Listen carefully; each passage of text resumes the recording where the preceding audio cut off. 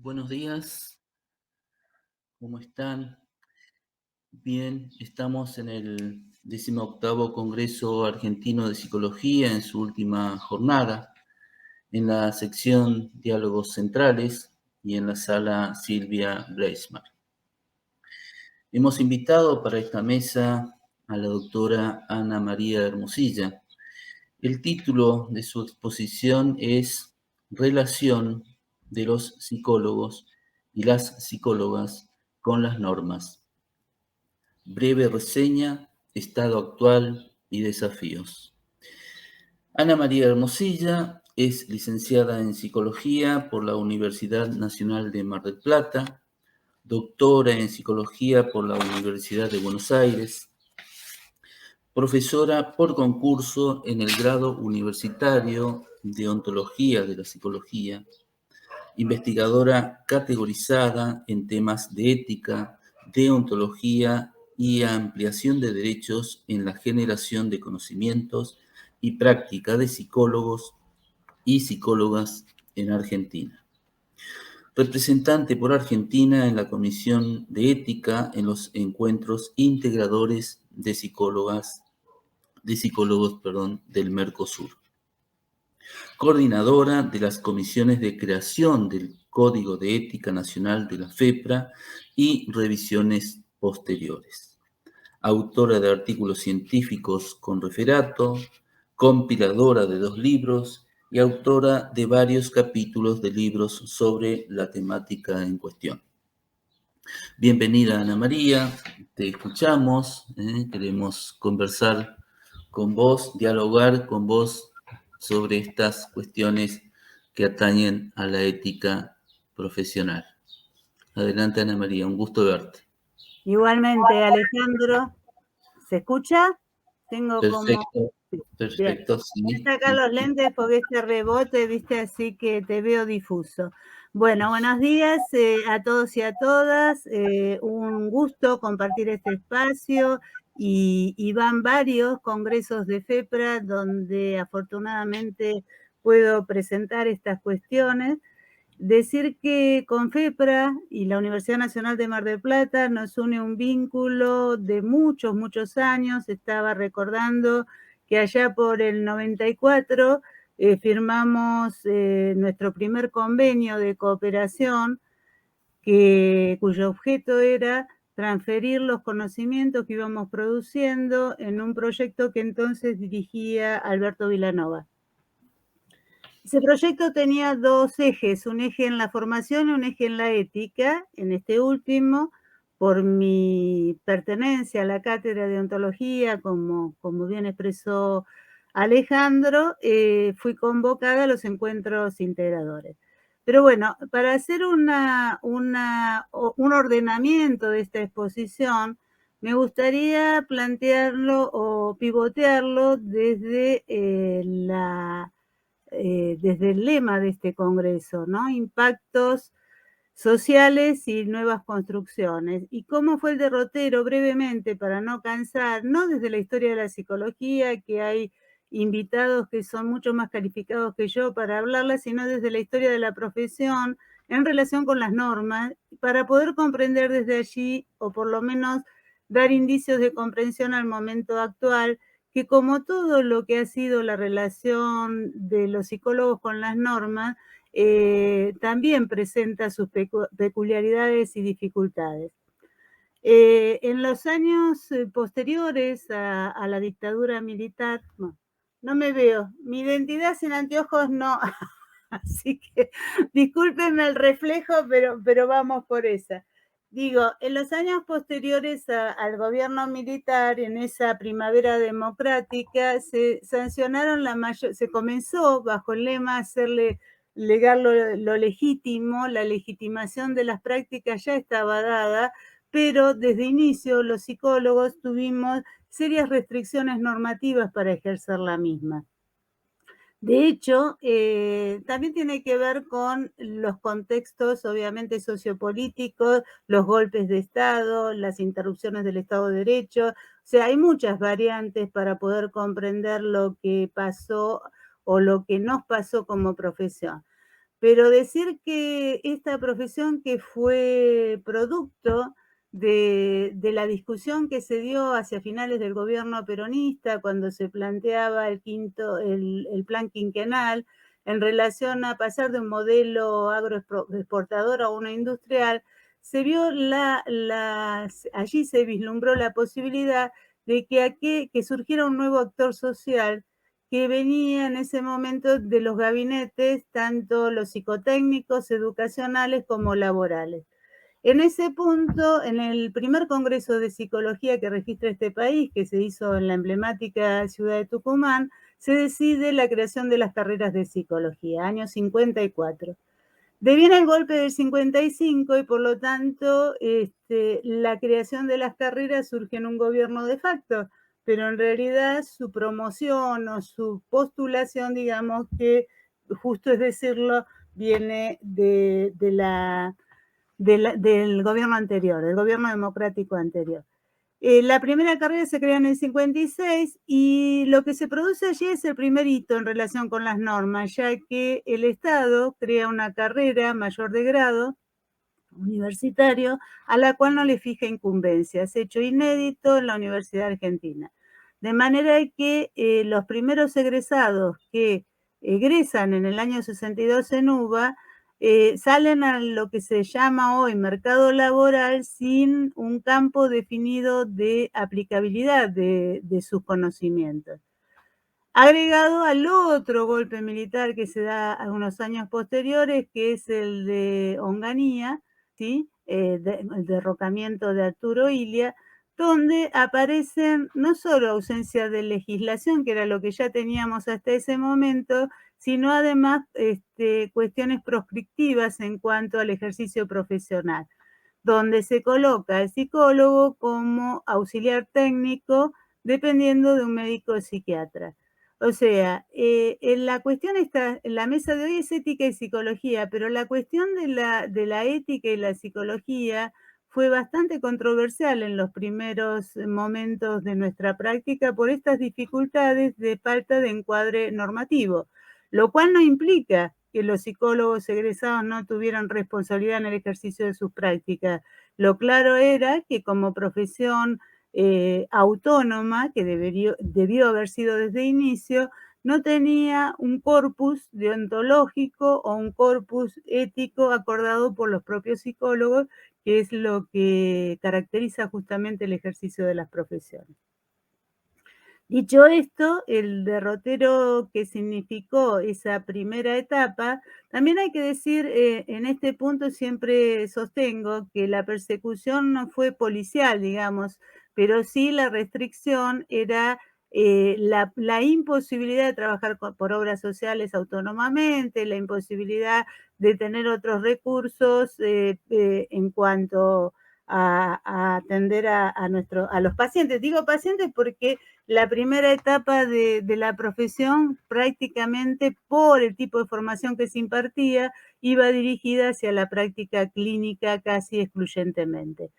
Con escaso o nulo producción científica, porque en realidad eso devino mucho tiempo después, y eso es lo que nos posibilitó también tener herramientas conceptuales generadas por nosotros mismos los psicólogos. De manera que con toda esta situación viene el tremendo golpe militar del 76, con la crueldad que significó y que hace unos días conmemoramos. Cuando salimos de esa tremenda situación social, de caos social, que significó el proceso y de inscripción, ¿no? Que significó el proceso, devino la primavera democrática. Y en este contexto, ahí es donde las asociaciones y los psicólogos nos volvimos, o se volvieron, porque por ahí no, nos volvimos, yo ya estaba, ya estaba en el campo. Nos volvimos a agrupar con este lema, hacer legal lo legítimo. Lo legítimo era que nuestras prácticas claramente estaban legitimadas por la sociedad y eso permitió de algún modo llegar, no sin dificultades, hasta una ley de incumbencias profesionales que fue la que rigió en el año 85. Dicho esto, a partir de ahí empezamos a a crecer a ordenarnos, no sé, a crecer y a ordenarnos como profesión. Y también en este punto se empiezan a sancionar la mayoría de las leyes de ejercicio profesional. Si bien antes del proceso la primera ley es de Entre Ríos del año 73 y después hubo algunos otros decretos ley, lo cierto es que hacia fines de los 90 es cuando se sancionan todas las leyes de ejercicio profesional. Con la dificultad que no todas estas la mayoría de estas leyes creaban órganos de contralor, como son los colegios profesionales, pero sin embargo, y hasta hoy persiste, hay 4 distritos que todavía no tienen colegios de ley en esta línea, que son, los menciono, pero bueno, por distintos motivos, no viene al caso, pero son Cava, Formosa, Corrientes y Tierra del Fuego. Hasta acá son los que restarían, pero todos están incluidos en FEPRA. Así que, bueno, FEPRA constituye esta entidad de segundo grado que nos aglutina a todos y a partir de lo cual fuimos convocados a lo que fue el proceso en los 90 de integración del Mercosur. Digo esto porque esto es importante para el tema de la ética profesional y su operativización en un código profesional que nos abarque y nos involucre a todos. El proceso Mercosur, que si bien luego quedó abortado, fue una instancia de internalización. En este momento que en la Universidad Argentina, una de las funciones que se está incluyendo justamente es la internalización de la ciencia, sin duda aquel proceso fue muy importante en cuanto a la posibilidad de vernos en relación con los hermanos de los países limítrofes. El Mercosur abarcaba Brasil, Paraguay y Uruguay y tenía como miembros asociados a Chile y a Bolivia. El punto es el siguiente, el proyecto por el cual FEPRA nos convoca era la elaboración de un código deontológico que abarque a los psicólogos del Mercosur. Rápidamente, cuando en la primera reunión caímos en la cuenta que desde el vamos, este proyecto iba a ser imposible. E iba a ser imposible por los distintos grados de institucionalización de los países miembros, que no era azaroso, era producto de lo que conocemos como el Plan Cóndor, lo que conocimos luego como el Plan Cóndor, de los sucesivos golpes de Estado, etcétera, etcétera. Por lo tanto, lo que se llegó allí fue a una declaración de principios, que son los principios que luego FEPRA adopta para el armado del Código de Ética Nacional. Respecto por los derechos y la dignidad de las personas, competencia, integridad, responsabilidad social, y me estoy olvidando de alguno, Alejandro. Bueno, son 5 principios, me está faltando uno. Ya me volverá. Estos principios operan como un paraguas y operó para nosotros como un paraguas para poder elaborar el primer Código de Ética Nacional, porque allí entendíamos una cuestión. Por nuestra estructura federal de gobierno, obviamente que todas las leyes, cada provincia emite sus propias, sanciona sus propias leyes, y cada provincia y esas leyes contemplan un código. Y nos parecía, quienes participamos en ese proyecto, tanto desde la universidad como desde las estructuras profesionales, que tenía que haber un elemento integrador, ¿sí?, que representara al psicólogo argentino entre aquello que propusiéramos como lo correcto o incorrecto, por decirlo livianamente, en el ejercicio de nuestras prácticas. En este punto me parece que el valor simbólico de ese primer Código Nacional es el de haber unificado criterios que luego fueron tomados por algunos colegios, algunos en su totalidad, otros parcialmente, pero nos permitió incorporar cuestiones que fuimos pensando y repensando. En ese primer código, bueno, lo importante cuando las personas lo leen, porque en realidad yo cuando enfrento a mis alumnos en la primera clase digo que no hay nada más aburrido que leer normativa, es aburrido. es intenso, es denso, pero bueno, es importante también. Pero el tema es cómo se abordan estas cuestiones, porque en realidad los códigos son herramientas y en realidad los códigos también son situaciones o fotos, yo los menciono como fotos, que representan el estado de ese momento y de esa situación y en esa geografía en que fueron elaborados. De manera que un código no puede ser eterno y debe estar sujeto a revisiones periódicas y más en un momento donde la vertiginosidad de los cambios es tal y más en los cambios que hemos atravesado a nivel social y a nivel mundial. O sea que nos encontramos en ese punto con FEPRA revisando por tercera vez ese código cuando la pandemia nos atravesó y esperemos poder retomar esa actividad próximamente. Pero volvamos al inicio, 1999, foto de 1999, había unos principios acordados en el marco del Mercosur que fueron adoptados por FEPRA. Se plantearon dos normas Princeps, secreto profesional y consentimiento informado, y se plantearon otras cuestiones que son las que contienen cualquier código de ética de cualquier profesión y de cualquier país, que son las relaciones que los psicólogos establecemos entre nosotros, con los otros, con la comunidad, con las instituciones que nos contienen, etc. Pero en esas dos normas Princeps de la práctica, primero una cuestión me gustaría mencionar. Sacamos por un aspecto que era común en los códigos de las provincias, de los colegios de provincia, de las leyes de ejercicio profesional existentes hasta el momento, la mención del otro de la relación como el paciente. O sea, en casi todos los códigos se hablaba del otro como el paciente, dando cuenta, insisto, de algo que ya dije, que era la formación recibida hasta ese momento, que era el sesgo clínico de los códigos y casi excluyentemente normando lo que en esta área clínica se desarrollaba y casi desde el punto de vista de la práctica privada, dejando por fuera lo que es la práctica institucional, que obviamente tiene otras características. Entonces, lo primero que acordamos y consensuamos fue darle una denominación a ese otro de la relación, y ahí es donde surge el término de consultante. Consultante que en esta revisión que estábamos llevando a cabo prepandemia, nos pareció importante asociarlo a lo que incluye, sobre todo la ley de salud mental, como usuario, o sea, modificar al otro, porque es un usuario de los servicios profesionales, más allá del ámbito en el que el psicólogo desarrolle su profesión. Eso fue lo primero. Después las dos normas Princeps, secreto profesional y consentimiento informado.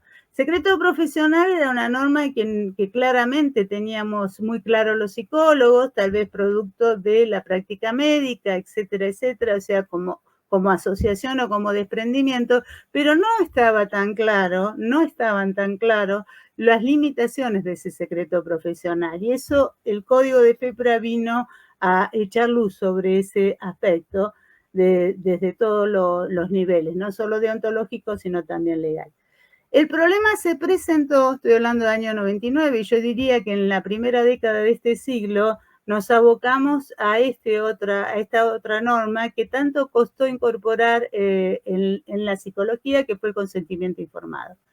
Realmente costó mucho y una autocrítica que hicimos en su momento fue que en la redacción original de aquel código del 99, esta norma estaba tomada, digamos así, acríticamente del modelo médico, como un aspecto que debía realizarse en un solo acto, en ese solo momento. Y esto, sin duda, cuando una norma encorseta, por así decirlo, limita, no puede efectivizarse.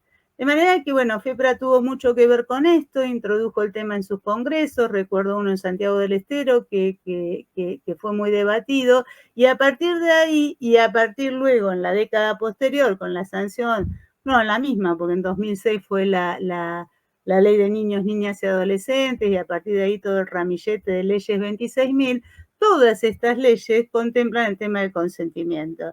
O sea que, en parte, lo veníamos discutiendo, pero en parte por imperio de las circunstancias y la sanción de todas estas leyes, tuvimos que ayornarnos al respecto, tomando el consentimiento informado como un proceso, no como un acto único y en un solo momento, sino con la posibilidad de construcción en el diálogo que se establece con el otro de la relación, habida cuenta también que el que define o evalúa si el otro comprendió la información que se le transmite, sin duda sigue siendo el profesional. Desde ese lugar se ajustó esta normativa.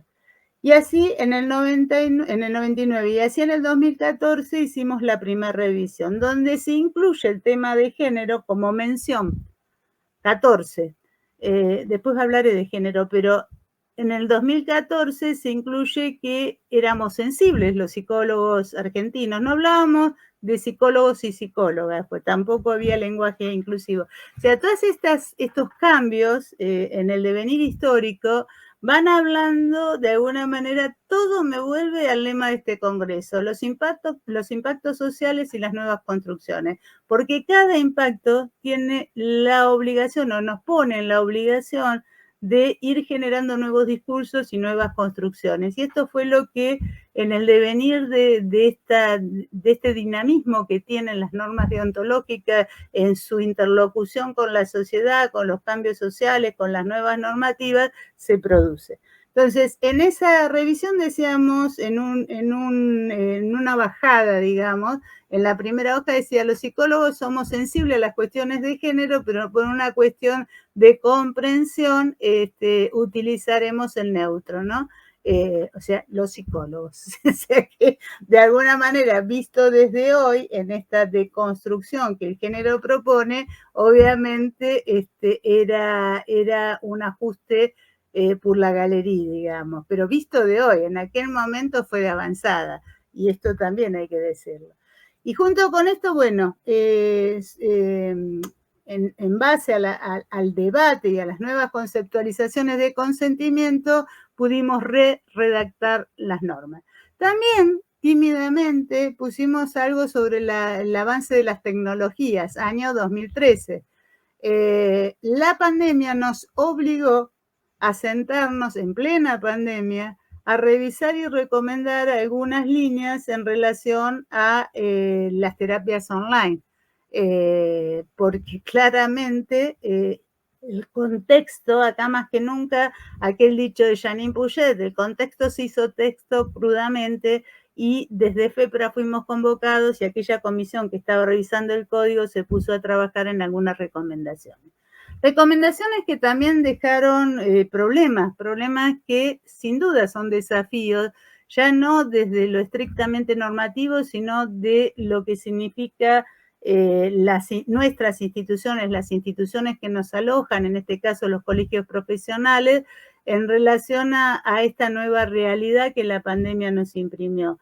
Porque en esto de las terapias online, una de las cuestiones más complejas es el tema de la regulación, porque lo que se pierden sin duda son los límites y en este punto habría que ver qué de los colegios se debería cambiar o acordar o consensuar a nivel nacional para poder regular estas prácticas que, si no lo hacemos, se vuelven como fuera de control. Porque justamente una de las misiones fundamentales de los colegios de ley es velar por el fiel cumplimiento de las normas y por la ética profesional. Así que esto lo dejo como inquietud porque creo que este es un problema que tenemos y que tenemos que abordar. Bueno, otra de bueno, básicamente fueron estas las cuestiones, sí, debe haber otras, pero estas son las que más registro.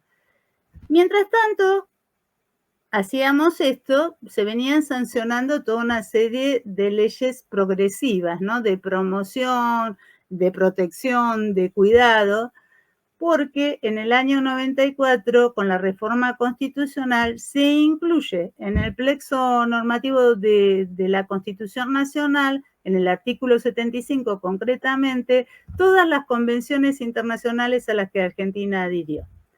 Entonces, algo que no dije, pero que me parece importante nombrar acá, es que nosotros, en nuestras normativas, los psicólogos y psicólogas, incorporamos lo dispuesto por la Declaración Universal de Derechos Humanos en su primer principio, plasmada en el primer principio del Código de Ética Nacional, respeto por los derechos y la dignidad de las personas, muchos años después de su proclamación en 1948. Por los motivos que ya expresé, por los contextos sociales que ya expresé, pero claramente porque no había práctica de ese respecto y no lo puede haber cuando hay golpes de Estado que rompen los contratos sociales, ni hablar el último golpe que lo rompió en toda su crudeza. Entonces, recién incluimos respeto por los derechos y dignidad de la persona, que es el paraguas innegociable y mayor al que adhieren todas estas leyes en clave de derechos humanos. Y este es la otra cuestión que tenemos, o por lo menos que entendemos, tenemos que investigar. Nosotros desde aquí, desde la Universidad de Mar del Plata, lo estamos haciendo en un proyecto que lleva una segunda etapa ya, que tiende a ver las categorías con las cuales se establecen las normas, porque hasta acá las normas tienen un carácter instrumental y no van disociadas de las consecuencias. O sea, la norma limita y protege, pero en ese límite obviamente lo que atiene instrumentalmente es a las consecuencias, se presta atención a las consecuencias. Y en este punto, en realidad, es lo que decimos, ¿para qué de las normas? La importancia, le decimos a nuestros alumnos, pero esto es extensible a los profesionales, que comprendan cuál es el alcance de cada norma y cuál es el sentido. Pero ahora estamos en la etapa anterior, o sea, que me parece que es importante poder definir la conceptualización de los principios de los cuales se desprende cada norma. Y digo esto porque estamos cayendo a partir de estas leyes que han sido y son de avanzada en la región, sin duda, por allí presos o a la tendencia de recurrir a los abogados para poder comprender cómo incorporamos estas normas a nuestros plexos normativos. Y me parece que no ese es el camino. Por supuesto que tenemos que saber cuando hablamos de ley de niños, niñas y adolescentes, a qué se alude con la autonomía progresiva en relación a la madurez del niño, etcétera, etcétera, desde el punto de vista legal. Pero después, ¿cómo bajamos eso, que legalmente es una exigencia, a nuestras prácticas concretas? Esa es una tarea que nos compete solo a nosotros. Lo que decimos es, solo los psicólogos, en uso de nuestra autonomía como profesión, podemos dar cuenta de las prácticas que sostenemos, cómo las sostenemos y por qué las sostenemos. Y este me parece que es el punto de intersección, por lo menos desde nuestra humilde posición, es lo que pretendemos hacer con este proyecto que estamos llevando a cabo.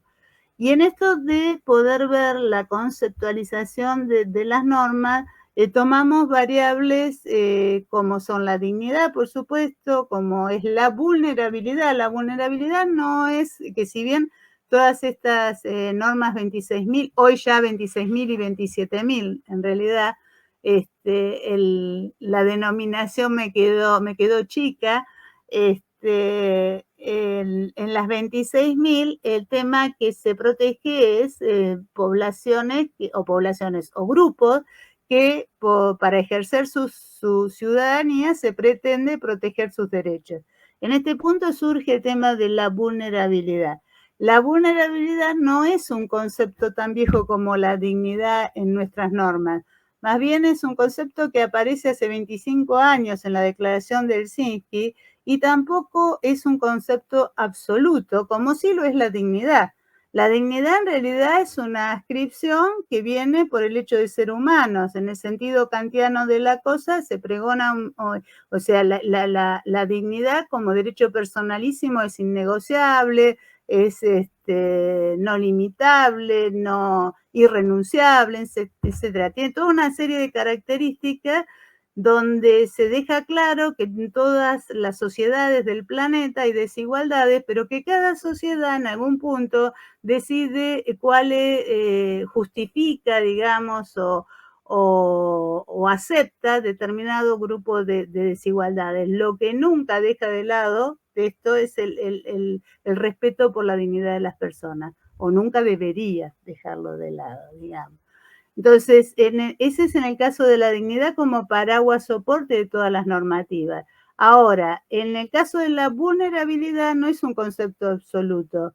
En realidad hay autores que prefieren denominarlo como capas, ¿no? Como capas de una cebolla, en el sentido de que puede haber vulnerabilidades temporarias en relación a determinadas etapas etarias, las puede haber por determinadas circunstancias, pueden ser prolongadas por la cuestión, qué sé yo, una cuestión de una discapacidad permanente, pero también lo puede ser por cuestiones sociales, ambientales, contextuales, como podríamos mencionar hoy la vulnerabilidad de los ciudadanos de Ucrania que tienen que salir de su país, ¿no? Dice que de alguna manera plantean esa cuestión, extremadamente la plantea.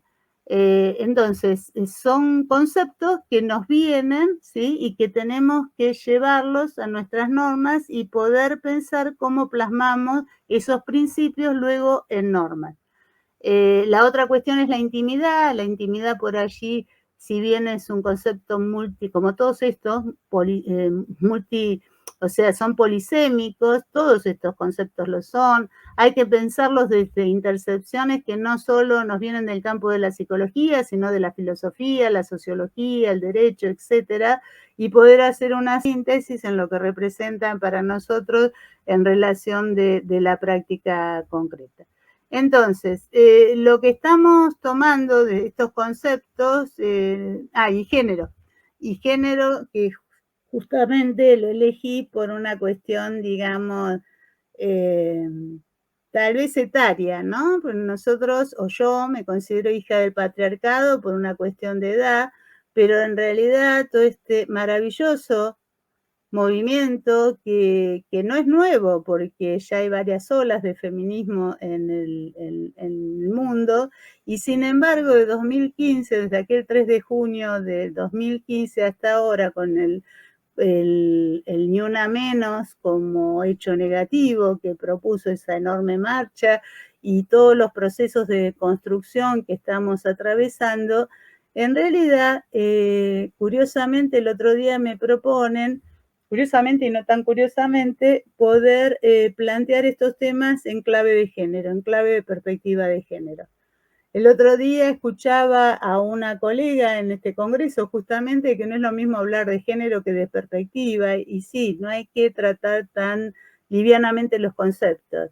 Yo recuerdo que ese libro que parece que se puso de moda, pero que tiene 30 años, de Judith Butler, ¿no? Donde ella hablaba de género, un territorio en disputa, árido libro que no entendí nada en ese año en que lo publicó y que traté porque con las categorías del momento, o sea, con las categorías de hoy, yo puedo leer el libro de Butler desde otro lugar. En aquel momento no lo pude hacer.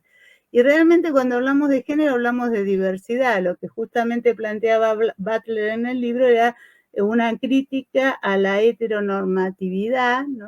En relación a que el género es una categoría que involucra muchos aspectos y que esos aspectos deben ser contemplados.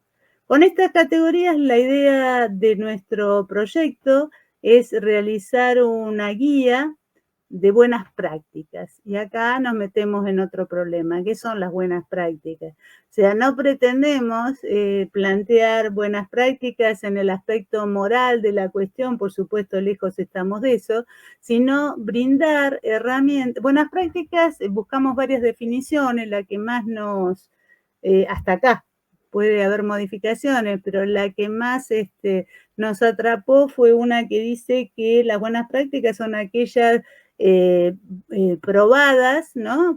Como eficaces en determinada situación que permiten ser traspoladas y ser mostradas como ejemplos para su realización. Pero ¿para quién? Acá siempre está el problema de fondo. ¿Quién? ¿Para quién? Entonces, la realidad es que lo que nos proponemos hacer es revisar cada una de las leyes 26.000 que competen, las que están más cerca del ejercicio de nuestra profesión.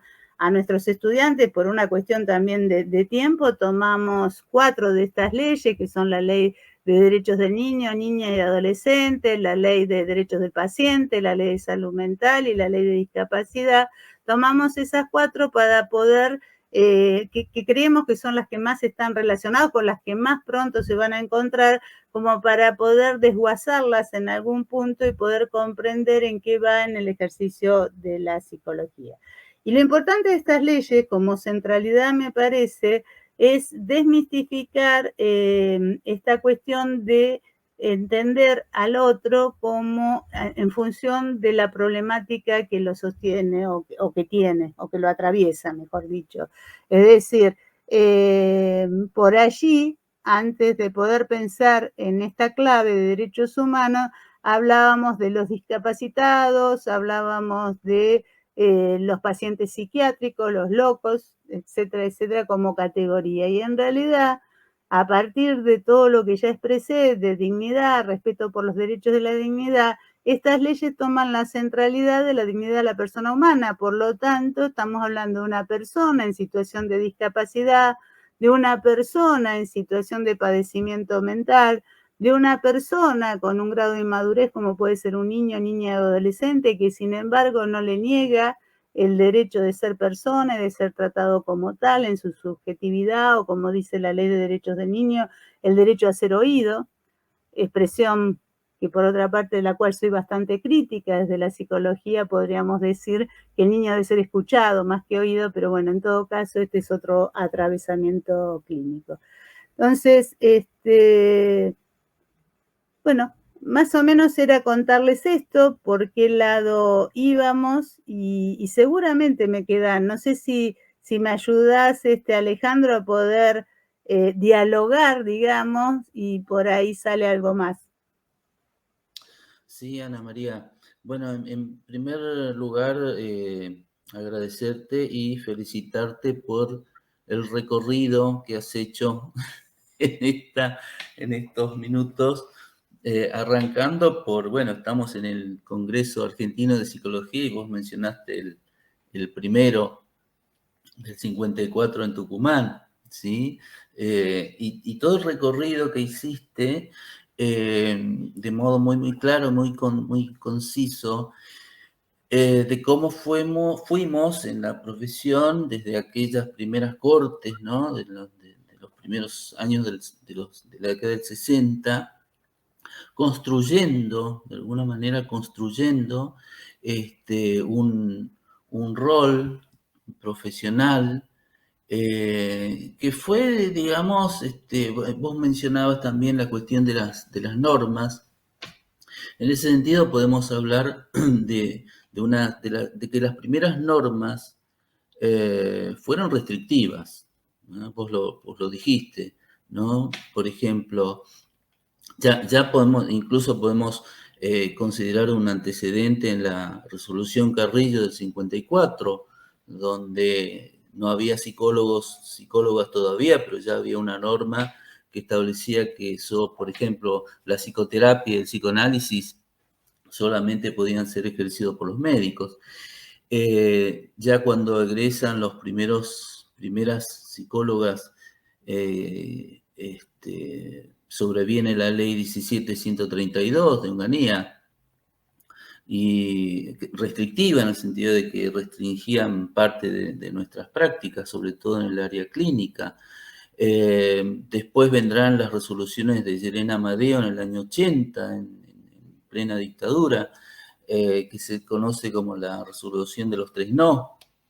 No psicoanálisis, no psicoterapia, no psicotrópico. Bueno, siempre digo yo a los estudiantes, nunca quisimos medicar, pero por las dudas parece que dijeron que no podíamos hacerlo. Hasta que llegan lo que a mi modo de ver serían las normas reivindicativas, ¿no? Que incluyen todas las leyes de ejercicio profesional, que vos bien lo mencionabas, en relación a que en un breve tiempo la mayoría de las leyes fueron sancionadas en el 83 y el 86, ¿sí? Después vendrá la de Tierra del Fuego un poco más adelante, en los años 90. Y las considero reivindicativas porque, bueno, de alguna manera dejan de lado esas normas restrictivas en principio, ¿no? Con este lema que vos decías, hacer legal lo que es legítimo. Mencionabas la legitimidad, yo diría doble, ¿no? Vos mencionabas a la comunidad como legitimante, la sociedad, pero la universidad también jugó un papel en esa legitimación, en el sentido de que otorgaba un título legítimo, ¿no? Entonces, doble legitimidad, ¿no? Y bueno, y que con la sanción de las leyes de ejercicio profesional y de la primera resolución de incumbencias propias, ¿no? Del 85, creo que fueron. Por Las ahí, 20. por ahí con esto que me completás, Alejandro, muy claramente, no dije, me acordaba de cuestiones que tienen que ver con esto en relación a qué pasaba en la universidad o qué pasa, ¿no? Es decir, cuando a partir de la Ley de Educación Superior nuestras carreras pasan a ser de interés público y por lo tanto tienen son evaluadas permanentemente. Estamos, de hecho, ya se presentaron a fines del año pasado los nuevos estándares, ¿no? Que están en revisión por el SIN. Pero, bueno, tantas cosas para decir, pero en esto de la ética, por ahí plantear, en esto de la ética, la deontología, nuestra inquietud, y vos también tenés una cátedra que sobre el tema tratás hace muchos años y has producido bastante también. En realidad lo que nosotros, por lo menos de aquí, pretendemos humildemente es generar en el estudiante competencias éticos-deontológicas, entendidas no solo como las habilidades y destrezas, sino en este diálogo permanente, no solo hablando de lo técnico exclusivamente, aunque no puede estar disociado, sin duda, lo teórico, lo técnico de lo ético en un quantum. Por eso, por allí, hablo de las nacionales, que es lo que más conozco, de las carreras de psicología, todavía aún hoy hay 2 que no tienen una cátedra de deontología de la psicología, el resto sí, y sin embargo eso no es garantía para que el graduado, por lo menos desde las investigaciones empíricas que hemos hecho, que el graduado atravesando esas cátedras luego sepa de qué se trata todo esto. Por eso es importante la labor de los colegios en intensificarlo. Y otra cuestión, ayer estaba justamente en el colegio que me corresponde, de Provincia de Buenos Aires, en el distrito 10 de Mar del Plata, en un homenaje a una querida colega que partió, o que nos dejó primero, digamos, y había varias generaciones, como un poco es lo que está pasando en este congreso. Cuando yo veía a los invitados que iban confirmando, vi cómo esto se entrelazaba entre los viejos, los mediana edad, los jóvenes, y cómo esto va de alguna manera generando, porque, a ver, qué interesante, ¿no? Porque son las distintas versiones de los distintos momentos que atraviesan los profesionales, pero es claro que el psicólogo tiene 2 instituciones, ¿no? Que los alberga. Primero, como estudiante, y en muchos casos los que se quedan en el devenir de su trabajo como docente o investigador. Pero luego pasan a los colegios, o sea, son las 2 instituciones que en general nos representan, que tienen que ir de la mano. En ese sentido, siempre reivindico la labor de FEPRA, que pudo entender esto hace ya muchos años y que sin duda son los vasos comunicantes entre la profesión y la universidad, con la creación de conocimiento y con impartir esos conocimientos, los que pueden de alguna manera revisar estas cuestiones. En esto de esta historia que hemos relatado, cómo el inconsciente colectivo se pone de manifiesto, porque fíjate que si bien ya en el 18 todos teníamos leyes, esto no era una discusión, cuando surgió el tema de la 1254, ¿no? De las actividades reservadas, se generó tremendo conflicto a lo largo y a lo ancho de todo el país, ¿no? Como que nos venían a cercenar las incumbencias. parte por desconocimiento y parte porque por allí quienes teníamos la responsabilidad en ese momento de trabajar estos temas no pudimos comunicarlo adecuadamente. Pero creo que como profesión tenemos tan en la historia quedaron las marcas de aquellos momentos que cualquier cuestión es vivida como un ataque, ¿no? Entonces esto es importante, como dato curioso, porque eso lo superamos, lo hablamos, se tramitó y siguió, ¿no? Y de ninguna manera esto es así. Lo que sí había puesto, no sé, al organizador era una plaquita, una sola, de las leyes que estamos trabajando, porque la siguiente, porque, a ver, lo importante, son estas, por supuesto no son exhaustivas, son las que nosotros estamos trabajando, seguramente hay muchas más, pero lo importante es que cada una de estas leyes fueron generando, además de proteger, como en el caso de las que ya mencioné, determinadas situaciones o grupos específicos, en algunos casos fueron determinando ámbitos de aplicación de la psicología. Estaba pensando en una de ellas que es de la que más recientemente llegó a mis manos, que es una ley del 2006, que habla, a ver si la encuentro acá, de refugiados. Bueno, las voy a leer porque así, porque no se ve ahí, ¿no? Empieza en el 94 la sanción de la Constitución y, bueno, leyes de violencia familiar del 2000, que por ahí no tienen la impronta de las 26.000, pero que fueron las primeras que se sancionaron.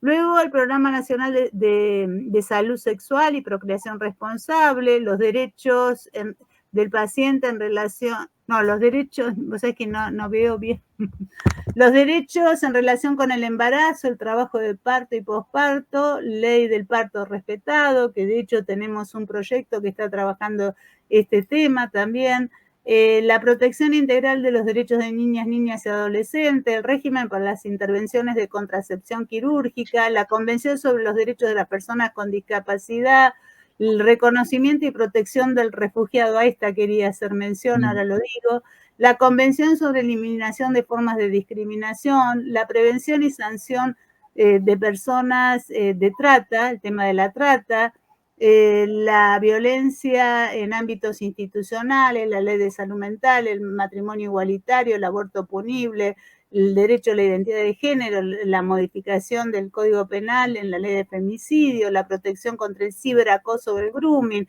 la promoción, convivencia y el abordaje de la conflictividad social en las instituciones educativas, bullying y ciberbullying, Convención de la Producción de los Derechos de Personas Mayores, Prevención del Suicidio, Capacitación Ley Micaela. No quiero extenderme porque no es lo importante, pero fíjate, en la del refugiado, ¿qué importancia adquiere hoy en relación a los refugiados que estamos recibiendo por la guerra de Ucrania? Este es todo un ámbito nuevo que se le abre al psicólogo. Y es importante que aquel psicólogo que trabaje, psicólogo o psicóloga que trabaje en esto, tenga el marco regulatorio que ya existe. Y a veces esto no se sabe. Lo mismo con el ciberacoso o el ciberbullying, lo mismo con la trata. Nosotros tuvimos la posibilidad de trabajar con la Fiscalía que trata de delitos sexuales e incorporar psicólogos que luego son tomados por el Poder Judicial, contratados por el Poder Judicial y se abren ámbitos nuevos. O sea, la importancia de la norma no es porque nosotros somos aplicadores de normas, de ninguna manera, nosotros somos expertos en psicología, ¿no? En determinados ámbitos que nos capacitamos para tal fin. Pero en ese punto la importancia de poder revisar estas leyes o las leyes que incorporan cada una de las cuestiones a la luz, insisto, como se dice ahora, en clave de derechos humanos. Este es un poco el sentido. Sí, como vos señalabas de alguna manera que no es que nos tengamos que convertir en abogados ni tener un abogado ahí prendido de la mano todo el tiempo, sino saber que hay un plexo normativo que impacta en las prácticas de diversas profesiones, no solo la nuestra, sino de muchas, ¿no es cierto? Pero tenemos nosotros la responsabilidad de saber en qué impacta en relación a lo que llamabas hoy las buenas prácticas. Hay algunos comentarios que quería compartir con vos y preguntas. Por un lado, Dice María Liliana, saludo con mucho cariño a la decana de mi querida Facultad de Psicología de Mar del Plata. Te saluda a la licenciada María Liliana Costa. Después, otro comentario dice, muy interesante el recorrido, y hay una pregunta que hace acá María Belén. Dice, quería saber si podrías repetir, por favor, cuáles serían los riesgos de la atención en línea. No sé si querés responder brevemente a esta pregunta, luego hay 2 o 3 comentarios más. Había, no sé si Belén y a todos los que están escuchando, a quienes agradecemos que estén allí, y ojalá la próxima vez lo podamos hacer en persona. Digo, las recomendaciones que hicimos, que desde FEPRA se hicieron en consenso con los colegas de los distintos colegios, de los distintos tribunales de colegios de psicólogos, se planteaban varias cuestiones. La cuestión de la identidad, de cómo validar la identidad del que está del otro lado de la pantalla, de cómo regular esa práctica en el caso de que haya algún daño o, sin ser un daño, algún malestar en la persona que está recibiendo ese servicio, quién es el organismo que regula. Se plantearon cuestiones en relación al psicodiagnóstico, es decir, si hubiera que hacer un psicodiagnóstico, ¿cómo se haría en línea? O sea, las distintas, porque claramente, así como nos pasó en la docencia universitaria, que rápidamente tuvimos que salir a utilizar medios para los cuales no estábamos capacitados, al menos en mi caso fue así, con el agregado que era decana en ese momento, tuve que salir a implementar una carrera de una semana para otra, tuvimos, porque todo esto no se hace en soledad, obviamente. Pero lo que digo es lo siguiente, no es que las terapias online no existían, lo que no existía y no existe es un marco regulatorio para que se realice. Entonces, lo que nos pusimos a discutir en esas reuniones, todas online, por supuesto, porque era plena pandemia, en algún punto nos sirvió, ¿no?, para juntarnos, que siempre en última instancia es lo bueno de estas cosas, las distintas cuestiones que en la práctica presencial se planteaba, extrapoladas a lo virtual. Y lo que veíamos, como siempre pasa, que no son categorías que se puedan extrapolar, como nos pasó en este comentario que hice en relación con el código, con el tema del consentimiento informado en su momento. Así que riesgos sí existen, por eso digo que los colegios, es el nuevo desafío que los colegios tienen que atravesar para poder regular estas prácticas. Bien, bueno, otro comentario dice, como profesional y docente, muchas gracias. Felicitaciones por la claridad de la ponencia, y creo que en esta respuesta que diste recién está cubierta la pregunta que hace aquí Estela. ¿Podría referirse un poco más a las recomendaciones de la práctica de la psicología en entornos virtuales? Creo que has respondido, si te parece, con lo que Igual acabas de hablar. decirles a los colegas que en la página de FEPRA tienen que estar, Sí. porque bueno, fue algo que construimos federalmente, ¿no? Así fue, así que lo que llegamos hasta el año 20, porque esto fue de 2020, está allí, sino que lo pidan, que lo acercamos, ¿no? Bien. Bueno, Ana María, creo que podemos ir cerrando. Te agradecemos muchísimo tu participación en este congreso. Seguiremos debatiendo estos importantísimos temas que nos interpelan permanentemente y ponen en tensión, diría yo. No es una mala palabra, ¿no? La palabra tensión, porque tensión entre las prácticas y las normas, tensión entre las instituciones, tensiones tensiones internas, tensiones externas.